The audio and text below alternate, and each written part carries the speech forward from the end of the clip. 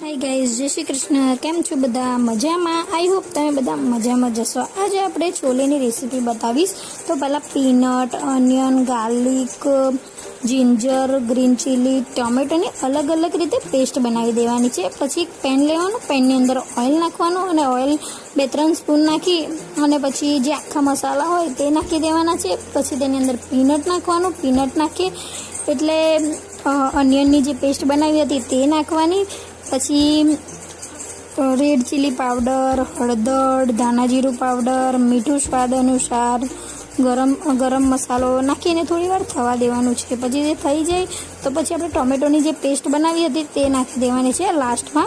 अने जे पछी तेमां तेल उपर आई जाय तो आपणे वफाई गेला चना रेडी थई गया छे, तेने आपणे नाखी दईशुं। तो पछी थोड़ीवार उकળી जाय એટલે પછી આપણે તેને પરોઠા સાથે સર્વ કરી દેવાનું। કેવો લાગ્યો વિડીયો જરૂરથી કોમેન્ટમાં જણાવજો। Thank you for watching.